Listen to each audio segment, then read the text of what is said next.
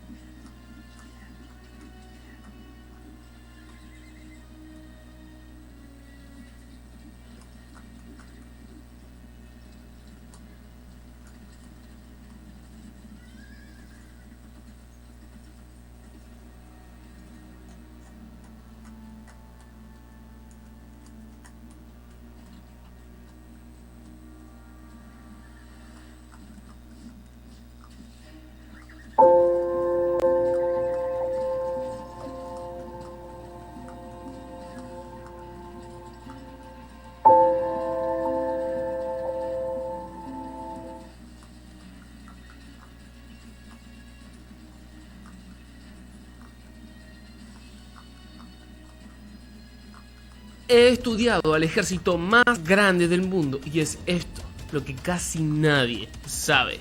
Número 1. No puedo creer estar leyendo esto, pero dice justo acá en este libro que el número del ejército de los jinetes era 200 millones. Hay 200 millones de soldados en este ejército. Ahora, si estás luchando para creer esto, imagínate lo que le habrá sucedido al apóstol Juan cuando escribió esta profecía de los últimos tiempos hace miles de años. Creemos que en el momento en el que Juan está escribiendo Apocalipsis es muy poco probable que la población mundial entera fuera de más que 200 millones de personas, probablemente menos. Pero hoy en día, cuando miramos a un mundo que tiene casi 8.000 millones de seres humanos, no parece tan descabellado, no parece tan imposible creer que algún país poderoso reclute 200 millones de soldados. La profecía de Juan tiene mucho más sentido hoy que en aquel entonces. Pero la pregunta que deberías hacerte ahora mismo es esta: ¿quién es el enemigo? ¿Contra quién va a pelear este ejército de 200 millones de soldados? Esto va a estar muy bueno. La respuesta es simple: el enemigo es Israel. Según numerosos eruditos bíblicos, Satanás desde el comienzo de la historia ha tratado de detener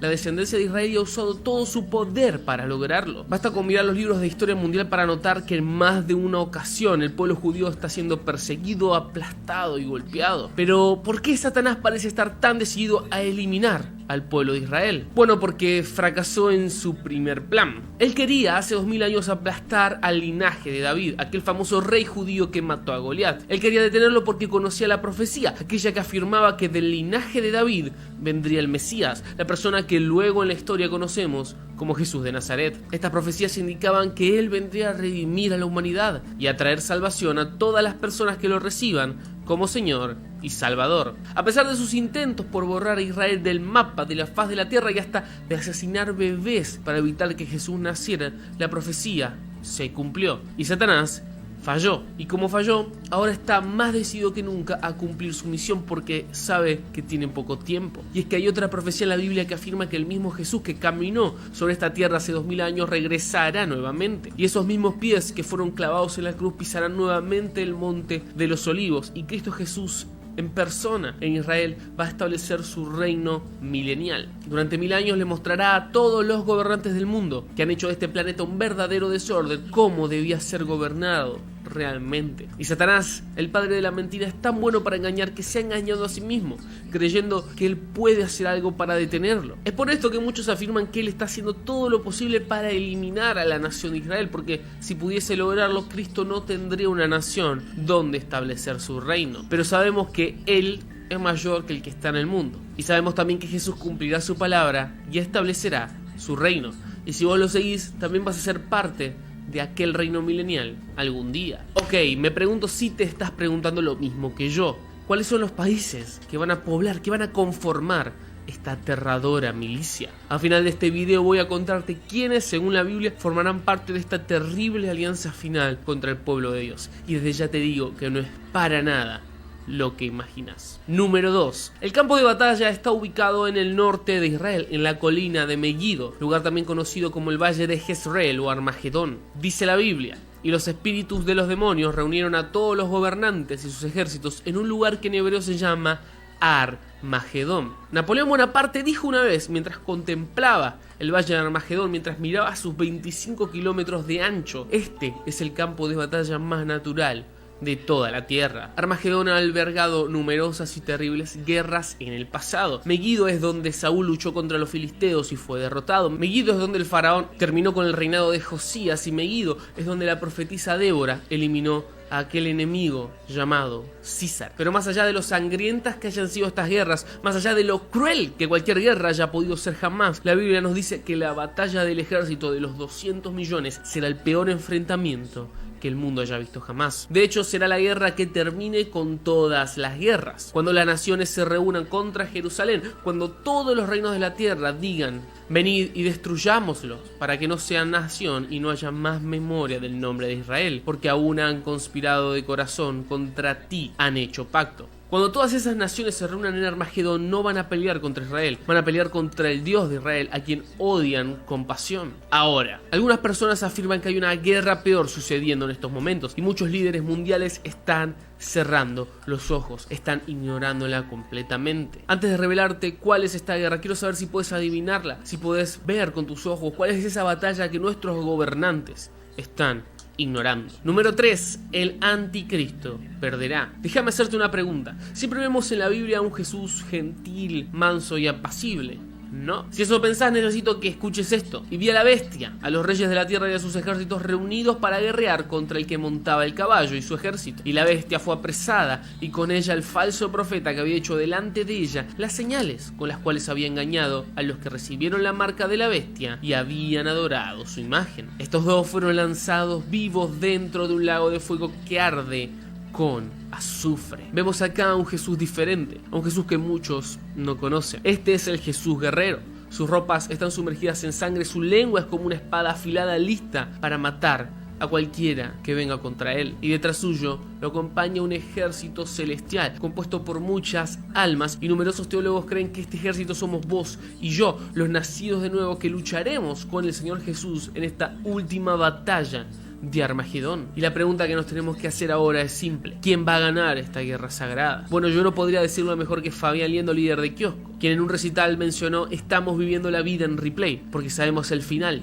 Sabemos que Jesús ya ganó. Cuando era chico, mi abuela agarraba algunos restos de comida y los arrojaba a la vereda o a la terraza para que los pájaros puedan bajar y comer. Era impresionante ver cómo descendían rápidamente para darse un festín con nuestras obras. Pero el libro de Apocalipsis dice algo interesante, y es que podemos ver un festín preparado, el festín para pájaros más grandes de la historia. Una mesa llena con los restos de aquel enorme ejército que hizo alianza con la bestia, blasfemando el nombre de Dios, y que en simples palabras dijeron: no quiero tener nada que ver contigo. Allí, luego de la batalla, los enemigos de Cristo derrotados yacerán en Armagedón, y la Biblia dice que un ángel va a gritarle a las aves del cielo: vengan y congréguense en la gran cena de Dios, para que coman carne de reyes y capitanes, carnes de fuertes, carnes de caballos y sus jinetes, y carnes de todos, libres y esclavos, pequeños y grandes. Bien, yo te prometí que iba a contarte qué naciones, qué países según la Biblia van a formar parte de este enorme ejército que marchará contra Israel. Bueno, para eso tenemos que prestar atención a los detalles. El mismo pasaje que hemos leído dice: y el sexto ángel derramó su copa sobre el gran río Éufrates, y el agua de este se secó, a fin de que fuese preparado el camino para los reyes del oriente. Ahora yo necesito que me prestes mucha atención. Este es el río Éufrates, un río enorme de 2.800 kilómetros de largo y casi 3 de ancho. Este río, si queremos verlo de este modo, ha actuado como una barrera natural de defensa, un muro de contención para toda el área del Golfo de Palestina. Pero la Biblia profetiza que un día el Éufrates estará totalmente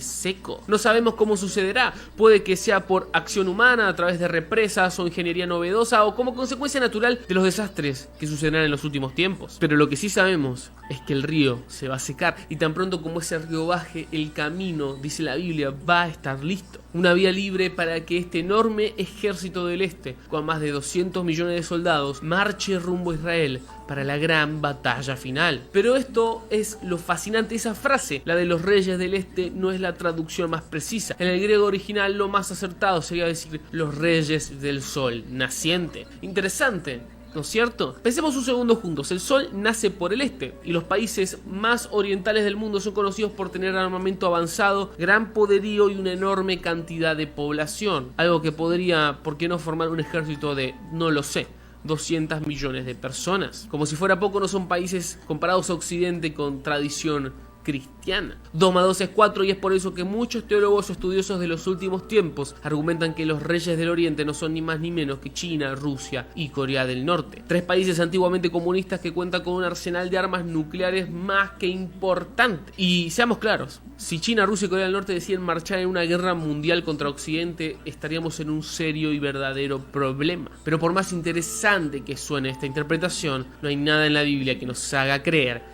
que sea cierta. La mayoría de estas teorías surgieron con la Guerra Fría. El mundo occidental de tradición cristiana conserva desde ese momento un gran temor a que los comunistas los invadan. Los medios de comunicación en aquel entonces hicieron un gran esfuerzo para que la Unión Soviética, China y Corea del Norte sean los malos de la película, los ateos que vienen a quemar y a destruir nuestra civilización. Esta forma de interpretar y de ver el Apocalipsis, tanto como otros libros sagrados, tiene a mi entender poco que ver con las escrituras. Responde más a una cuestión de coyuntura, a una cuestión de lo que se está viviendo en una nación, como por ejemplo en ese momento Estados Unidos, en la interpretación que hacían de la Biblia desde su cosmovisión. Es por eso que necesitamos pedirle a Dios mucha sabiduría, porque cuando estudiamos la Biblia tenemos un gran riesgo, el riesgo de caer fácilmente en estos errores que tienen que ver con temores, con miedos y con prejuicios de nuestra sociedad, de nuestro entorno, y poco con el contexto bíblico. De hecho, si miramos el contexto bíblico, vamos a entender que la profecía evoca la caída de Babilonia, cuando los medos y los persas secaron el Éufrates de manera literal, desviándolo con canales para poder entrar en la ciudad a través de territorio seco. Ellos eran los reyes del oriente, porque estaban al oriente justamente de Babilonia. No eran chinos, no eran rusos, no eran coreanos, eran medos y persas. Y si todavía tenés alguna duda, presta atención a esto, pues el poder de los caballos estaba en su boca y en sus colas, porque sus colas eran semejantes a serpientes, tenían cabezas y con ellas dañaban. La Biblia describe a este enorme ejército de manera muy particular y nos da a entender que no son humanos, al menos no como nosotros. Es un tipo de ejército distinto que podría o no tener gente en sus filas, pero que esencialmente parecen estar respondiendo a otro tipo de seres. Con todo esto sobre la mesa quiero decirte una cosa: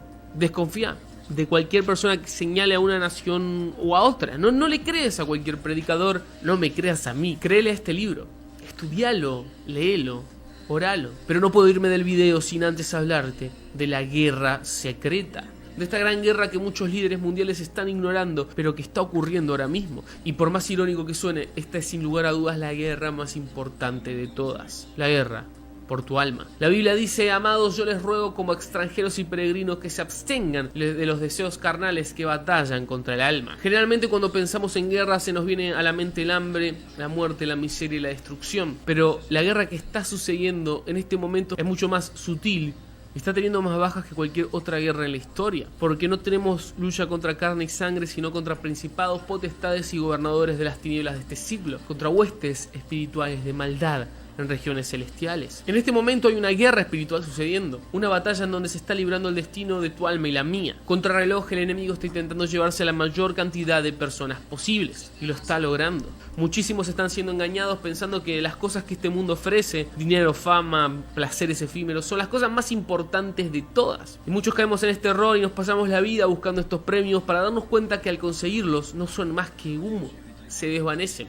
Jim Carrey dijo una vez: desearía que todos pudieran ser famosos y tener dinero para darse cuenta que al final se iba vacío, que la felicidad no está ahí. Lo cierto es que el sistema de este mundo a menudo nos empuja a eso, a querer cada vez más y más, una nueva experiencia, un nuevo celular, nueva ropa, nuevos amores, y como el hámster en su rueda corremos sin parar, pero también sin movernos. Perseguimos el viento y enfocamos nuestra energía en algo que vale poco y nada en la eternidad. No importa si sos o no creyente, yo sé que vas a coincidir en esto conmigo, que todo lo sagrado, lo puro, lo bueno, lo digno de aplaudir es bastardeado estos días. Cosas como formar una familia, pasar tiempo con seres queridos y similares son vistas como pérdidas de tiempo, como cosas de viejos o de tontos. Lo cierto es que esta batalla sí está sucediendo. Estamos ahí adentro, pero ¿de qué lado? Si Armagedón fuera hoy, ¿para qué ejército pelearíamos? ¿Para el de los 200 millones o para el de Jesús? Mientras pensás en esto, déjame decirte algo. Hoy es un día tan bueno como cualquier otro para acercarte a Jesús. No importa si lo conoces o no, si estabas cerca y te alejaste, lo único que importa es que Él es real y quiere relacionarse con vos. No te estoy invitando a una iglesia en particular o a una reunión ni nada de eso. Simplemente te estoy invitando a una relación real con el Creador del universo, con aquel que tiene poder para cambiar cualquier situación. ¿Qué vas a hacer? En fin, amigos, como siempre les digo, yo no soy un experto, no soy un erudito ni un teólogo, soy solamente un divulgador que constantemente está aprendiendo la Biblia como vos. Y para mí es un gran privilegio poder compartir en estos videos lo que estamos aprendiendo juntos. Una gran forma de seguir en contacto es suscribiéndote. De esta manera podremos seguir charlando y continuar este viaje de fe. Muchas gracias por verme y no te olvides que Jesús te ama y yo también. Hasta la próxima.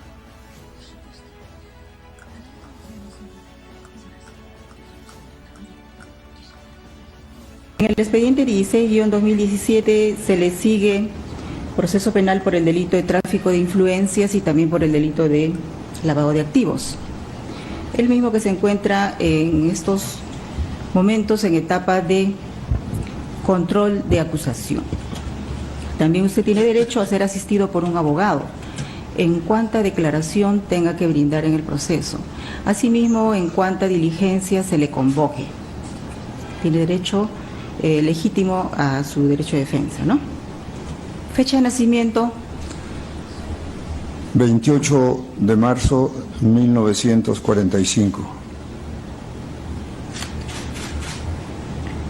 Padres. Margarita Manrique Matienzo, Anatolio Toledo Campos.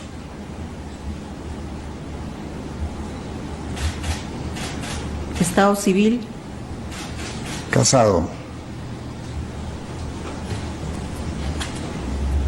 Domicilio.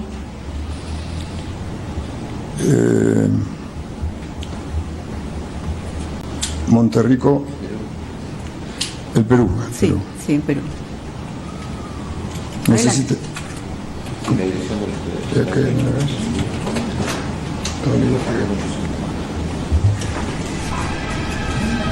Los Olivos,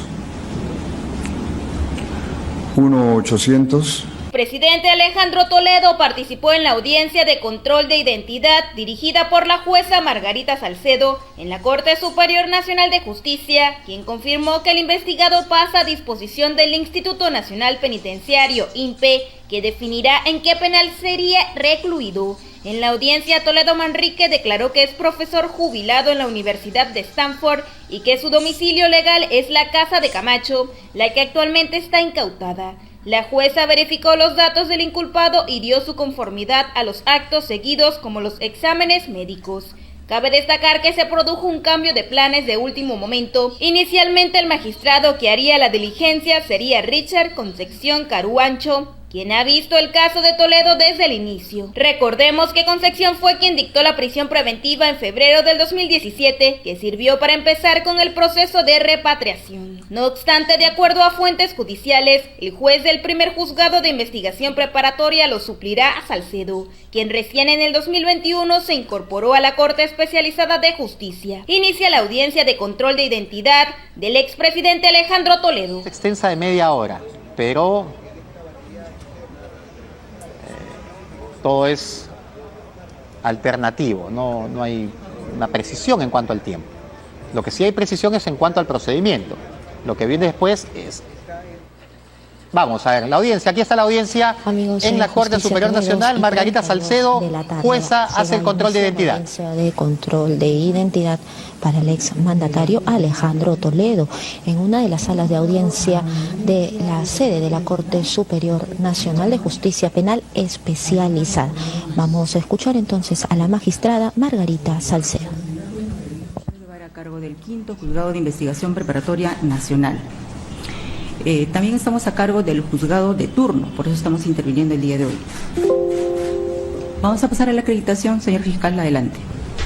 Muy buenas tardes, señora magistrada, igualmente al señor abogado defensor y su acusado o patrocinado acusado presente. En representación del equipo especial de fiscales, me presento ante usted, José Domingo Pérez Gómez, fiscal provincial titular. Bien, abogado del señor Alejandro Toledo. Señora magistrada, muy buenas tardes. Buenas tardes. Buenas tardes, señor fiscal. José Roberto Zurri Badeneira, registro del Colegio de Abogados de Lima 28073, defensa técnica del señor Alejandro Toledo Manrique. Bien, señor Alejandro Toledo, su nombre completo y su DNI. Buenas tardes, magistrada. Alejandro Toledo Manrique, DNI 0877-4976.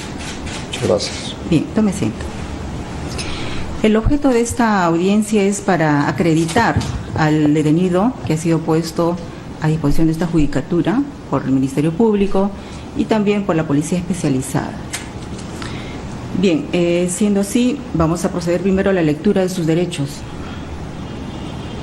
Conforme lo dispone nuestra norma procesal penal en el artículo 71, Señor Alejandro Toledo Manrique, usted tiene derechos. El primer derecho es conocer, ¿no?, cuáles son los cargos que se le atribuye en el proceso. En el expediente 16-2017 se le sigue proceso penal por el delito de tráfico de influencias y también por el delito de lavado de activos. El mismo que se encuentra en estos momentos en etapa de control de acusación. También usted tiene derecho a ser asistido por un abogado en cuanta declaración tenga que brindar en el proceso. Asimismo, en cuanta diligencia se le convoque. Tiene derecho legítimo a su derecho de defensa, ¿no? También tiene derecho a que no se emplee en contra de usted medios coactivos, intimidatorios, contrarios a su dignidad. Y también tiene derecho a ser examinado por un médico legista. Bien, también le vamos a poner en conocimiento en este acto de que el primer juzgado de investigación preparatoria nacional dictó en su contra la resolución número 2 de fecha 9 de febrero del año 2017 de prisión preventiva por 18 meses. Bien. Seguidamente vamos a proceder a lo que es su identificación conforme a la ficha de RENIEC y también conforme a los documentos que obran en actuados. Bien, señor Alejandro Toledo, necesitamos que usted nos indique expresamente sus datos exactos, sus nombres y apellidos. Adelante.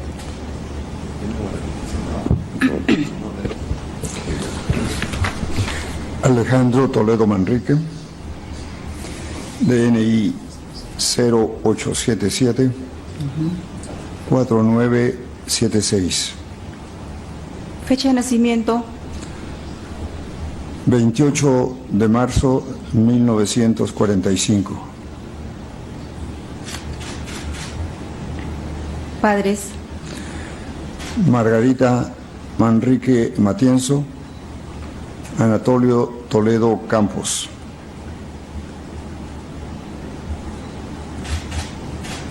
Estado civil: Casado. Domicilio: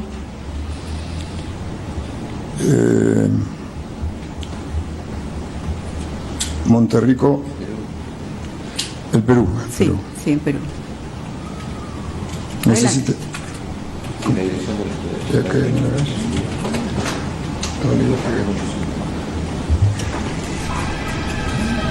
Los Olivos,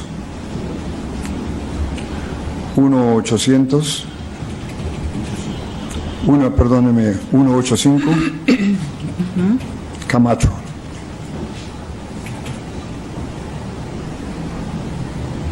Ocupación que venía desempeñando: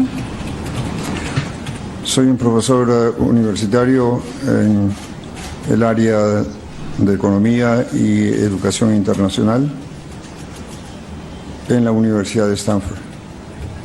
Actualmente me encuentro jubilado. Bien, que tiene la condición de jubilado.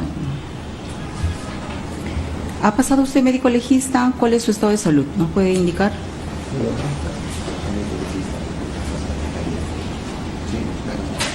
He pasado el examen médico legista.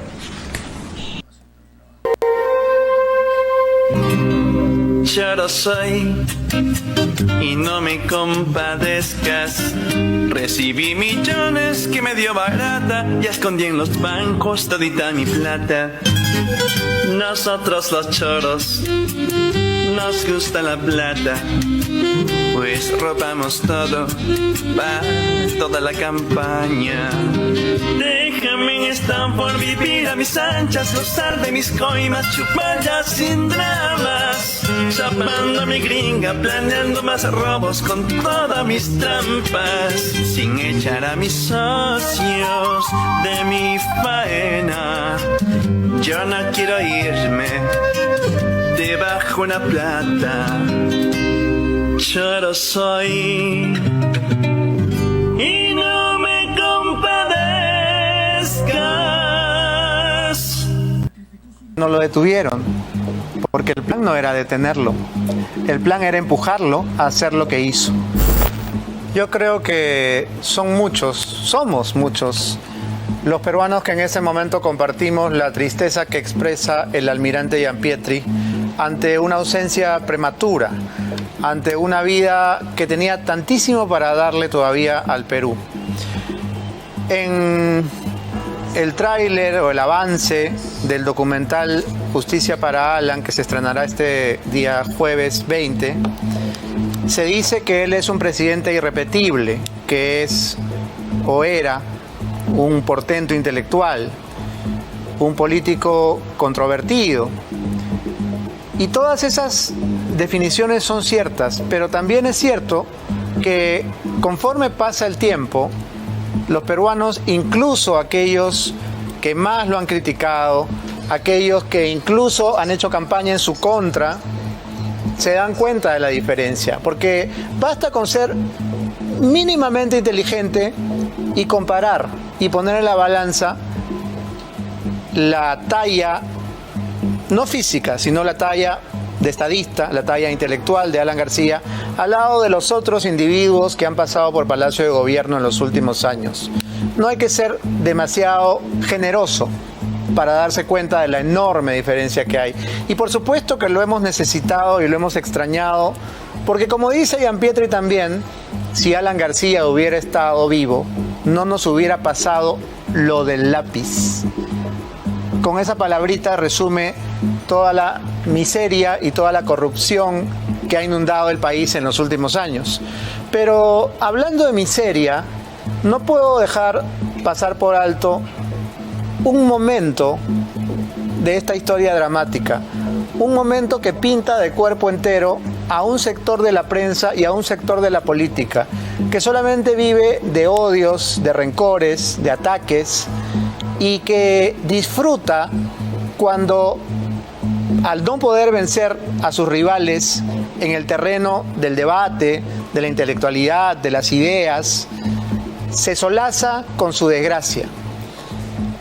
Uno no podría imaginar que una persona presuntamente ilustrada, presuntamente sensible, pueda celebrar algo como lo que ocurrió con el presidente Alan García. Y sin embargo, a las 7 de la mañana del día 17 de abril del 2019, la periodista Rosa María Palacios tuiteaba lo siguiente: solo quería ver cómo se ve escrito: detención preliminar para Alan García. Qué madrugadora estuvo Rosy esa mañana. Qué madrugadores estuvieron todos los periodistas, reporteros, camarógrafos de la prensa adicta a Vizcarra. Porque ya sabían, porque ya la fiscalía les había chorreado la información de que iban a allanar la casa del presidente. Y qué cobarde, qué 1000 veces cobarde José Domingo Pérez, que habiendo sido el heraldo anticorrupción, el superhéroe del caso Lavajato, no tuvo ni siquiera las agallas de ir personalmente a detener al presidente García, porque hasta investido del poder que le da la ley, se moría de miedo de enfrentarlo, se moría de miedo porque sabe de su diminuta estatura. Y entonces mandó un adjunto a un chupe. De lo que pasó en la casa se han escrito y se van a escribir páginas de páginas. Solamente hay que recordar un hecho muy simple. La fiscalía y la policía entraron a la casa de un hombre que, por orden del Ministerio Público y del Poder Judicial, iba a ser detenido, pero no lo detuvieron. Entró el fiscal, entró la policía y no lo detuvieron. El presidente García bajó hasta el descanso de la escalera y no lo detuvieron. ¿Por qué? ¿Se han preguntado ustedes por qué? ¿Por qué no procedieron como se procede en esos casos? Es decir, se me está cayendo el micro. En esos casos uno lo que hace es leerle sus derechos, ¿no? Decirle a la persona que está detenida, esposarlo y sacarlo. ¿Por qué no lo hicieron? ¿Por qué no lo hicieron si ya estaban en la casa, ya habían allanado, ya se habían encontrado frente a frente con el presidente? ¿Se han hecho esa pregunta? Y el presidente baja hasta el descanso, regresa a su habitación y nadie hace nada. Policía y fiscalía se queda de brazos cruzados, mirando el reloj como diciendo, vamos a esperar. ¿Esperar qué? ¿Esperar qué si tenían una orden de detención? ¿Por qué se demoraron tanto? Porque el presidente se encerró en su habitación. Falso. La habitación del presidente no tenía seguro, porque su pequeño hijo, Federico Dantón, había roto la chapa de un pelotazo, de un taponazo con la pelota de fútbol días antes. Así que ni siquiera podía cerrarse con seguro desde dentro esa puerta. Además, la habitación del presidente García tenía un balcón enorme, que era muy fácil de acceder, que ni siquiera tenía baranda. ¿Por qué no lo detuvieron? Porque el plan no era detenerlo. El plan era empujarlo a hacer lo que hizo. ¿Y cómo lo sabían? Porque hubo una camioneta de chuponeo escuchando permanentemente las conversaciones del presidente García las 24 horas del día. Y esto no es una sospecha, ni es una teoría, ni una hipótesis. Todos lo vimos en Televisión Nacional porque los propios apristas denunciaron, abrieron y pusieron al descubierto esa camioneta de espionaje del Ministerio del Interior. Hay todavía mucho por investigar, pero... En otros países no se paga el fluido eléctrico. En otros países no se paga la luz. Como en Venezuela, no se paga. No se paga. En Bolivia no se paga. Los andinos originarios no pagan. Ya sabíamos que iba a decir eso ya sabíamos ya. O sea, usted quiere ser esclavo. Usted quiere ser esclavo. Yo soy andino originario. A los andinos originarios no nos deberían cobrar la luz como mínimo. ¿Ya? La central hidroeléctrica más grande del Perú viene de Huancavelica, que es Antunes de Mayolo, si no saben.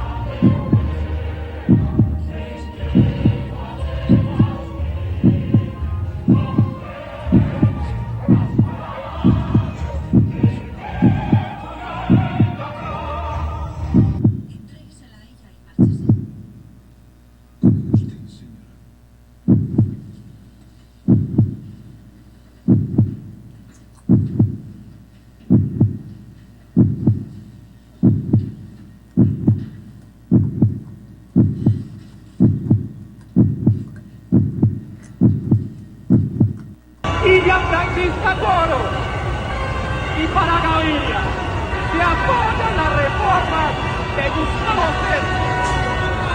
Es el suicidio político del Partido Liberal de la U. Que no lleguen, pero van a llegar.